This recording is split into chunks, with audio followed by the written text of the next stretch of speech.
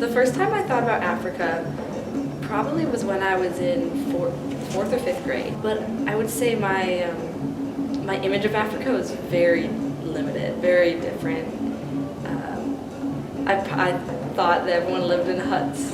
Everyone was very, very poor. Kind of thought of everything in a backwards way. I thought it would be poor, like really poor, grass huts, you know, and so to speak, naked kids. I mean, I was a little kid. This is what I had learned. This is kind of what you see in media. You know, I'd seen The Lion King, so it must be all. It's more about the animals and the people. It's more about the safari and the exotic landscape than the people who live there.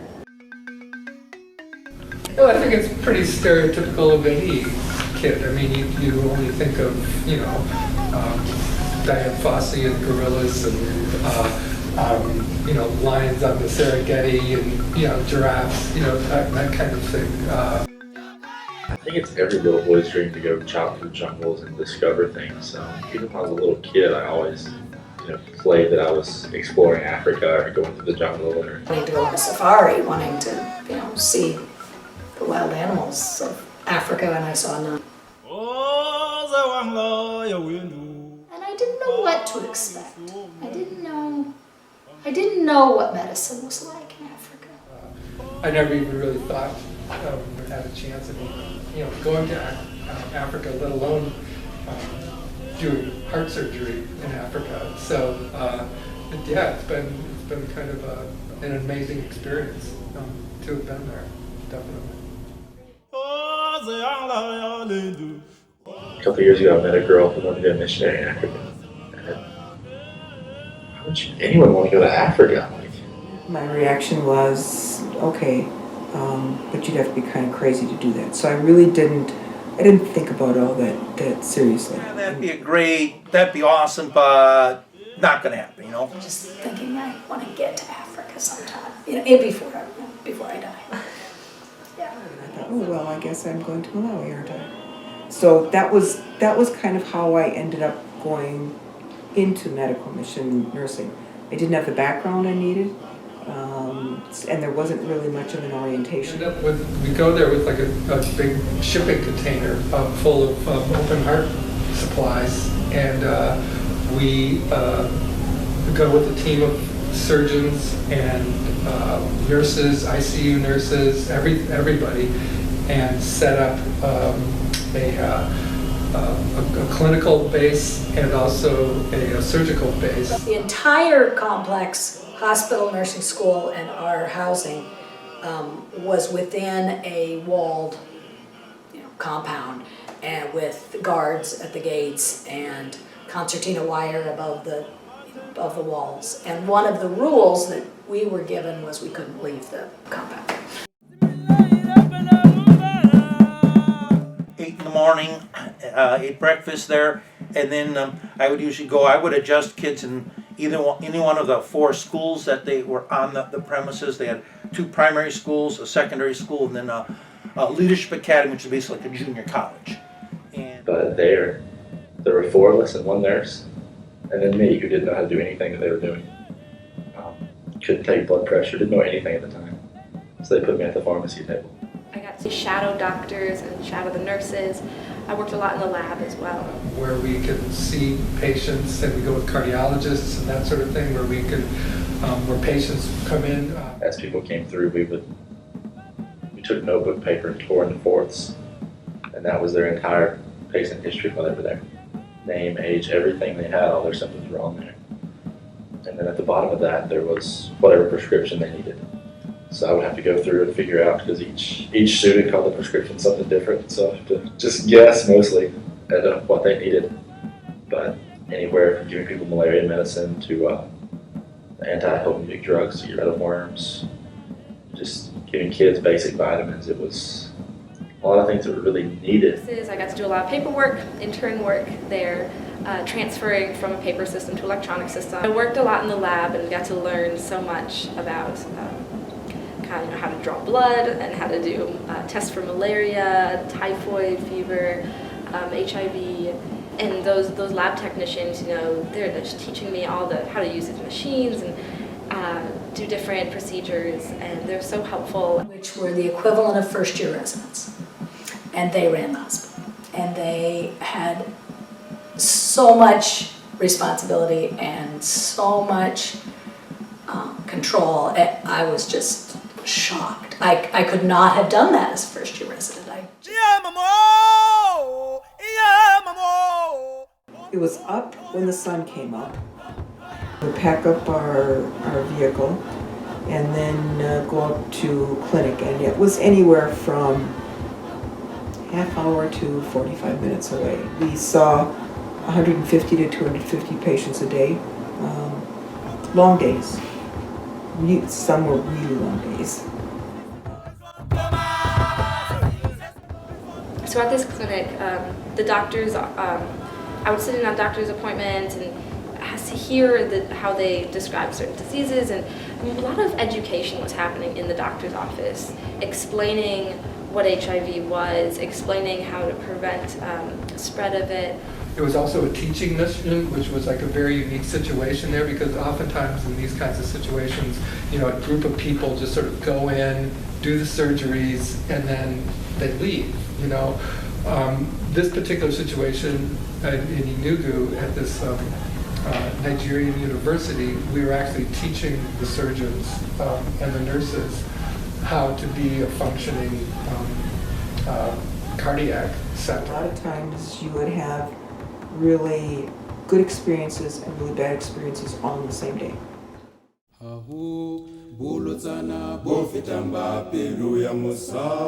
So the lady, gave me her little child, and the child was just burning up with a fever. Like I said, I found out later it was malaria, and we adjusted the child. And before I handed her back to her mom, because even though 3-year-old, the kid was pretty lifeless. She was that lethargic, very, very feverish, and the fever had broke. Or when I hand her back to the child back to her mom, and the child literally ran down and ran away. And I'll never forget, ran away to play with the other kids. Well, this is what happened. The baby was sick yesterday, but she lives on the other side of the hills, so she brought the baby and she slept in the hills at night because she wanted to get an early start, and she had to make part of the distance then. And then she got up this morning and it had rained, so the river flooded, so she had to take her clothes off and put them and the baby in a banana leaf and hold that in her teeth and swim across the river. And then on the other side of the river, she could then take care of the baby and come to see us. And I thought, that's a good reason for being late. Or something. So that last night when they called me from the emergency room, and I didn't sleep the rest of the night, and then the next day I was leaving in the afternoon, and they were saying, well, we have an ectopic pregnancy and we have this, and I'm like, get him in the OR, come on, we've got it, I've got to leave this afternoon and I've got to have all this done because I don't want to leave with an ectopic pregnancy sitting there that I can help with. So it's so emotionally, it was really up and down and draining. Difficult because it's not like you're trying to, it's not like you have all the same facilities and equipment and everything else that you do here.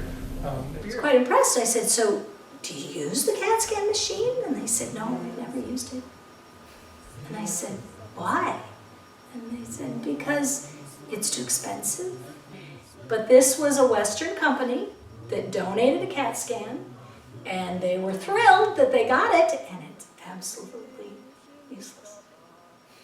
And that could have purchased, I don't know what else. could have purchased scissors that would last them, or scrub gowns, or whatever, that could have been so much more helpful. You have to know that culture and get into what makes them tick instead of trying to impose your own values and right and wrong, and this is how it works in the U.S. There was one patient that I saved her life, but I'm not sure I saved it for more than a year. And I think that's really hard. I did, because I was there, we could save her.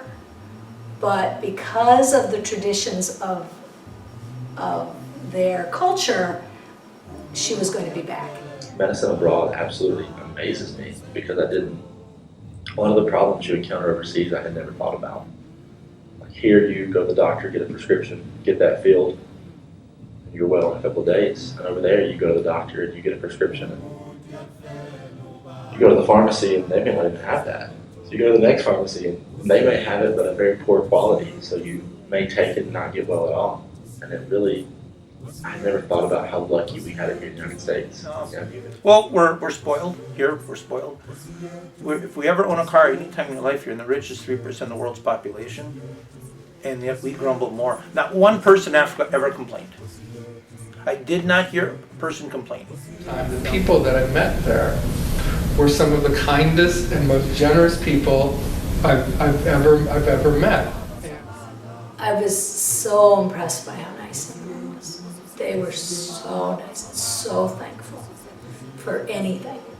From the housing to the hospital, and anywhere in the hospital compound, it was a constant good morning, good morning, good morning, good morning. I couldn't pass one of the nursing students without good morning. And then it was good afternoon, and then it was good evening, and we would just laugh about it. It was like, oh my goodness, I need to put a sign. I'm like, yes, good morning. He told me the story of a beach. There was a bad storm, and his little boy was walking on the beach the morning after this bad storm, and he would see starfish. So he'd take a starfish and pick it up in his little hands and run it to the water and throw it in the water. And that's all he kept doing. And an old man was walking and says, "What are you doing?" And the little boy told him. And he says, "Boy, there's thousands of starfish there. You're going to be tired in no time, It's not going to make any difference. Most are going to, die. It's not going to matter." And as he throws one in the water, he says, "Sure mattered to that one." And he says that's what the director of the mission, Mr. Wayne Daniel, told me. He goes, "You're going to find the needs are so great, and you could work day and night for the rest of your life and never put a dent in it. But don't let that affect you because you're still doing great things." It opened my eyes. I think my impressions have changed from these poor people that we have to go over and save, to these strong people that are building their own nation here, and that we can empower them to do that. I actually still stay in contact with 5 or 6 of the people I met there. And there's one guy that whenever he visits the village, they still talk about me and still ask about me. And that's been 14 months now. So I must have done something for someone. They still ask about me. I think if we could be there more and staff it more, we would see a reduction in the death rate and some of the complications of those things, be it malaria or whatever, without a doubt. If it was long term, I know we could make a huge impact. Only being there 2 weeks, I couldn't do much, so that was tough. Don't try to do it halfway.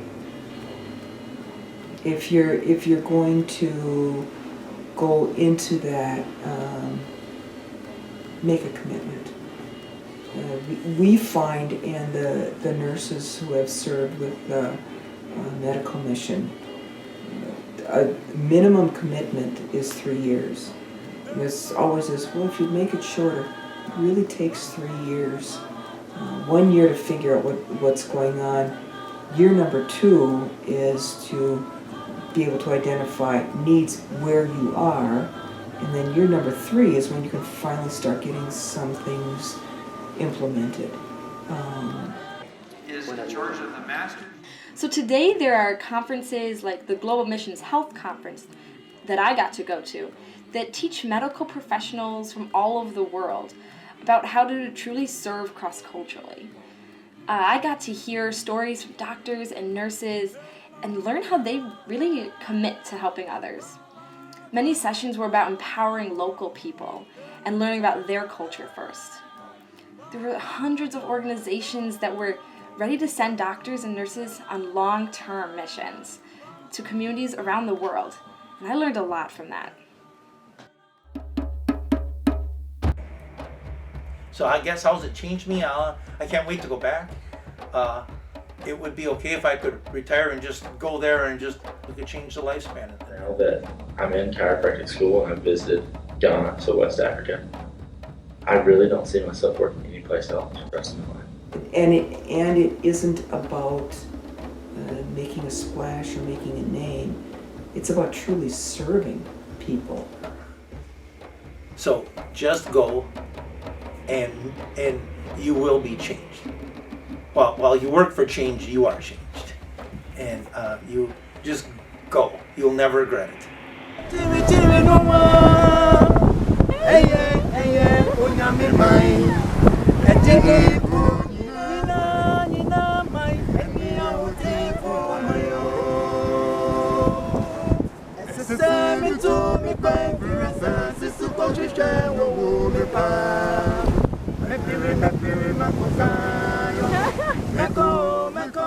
Is located within a working dairy farm. How about that? I go from Wisconsin halfway across the world and I got a dairy farm.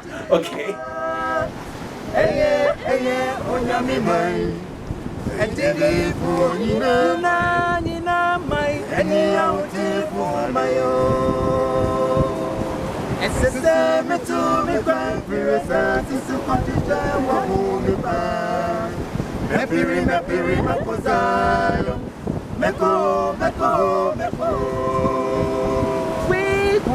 We're gonna walk on the street of God, and down we hanging to the city of Zion. There will be joy. We're gonna walk, and down walk to the city of Zion.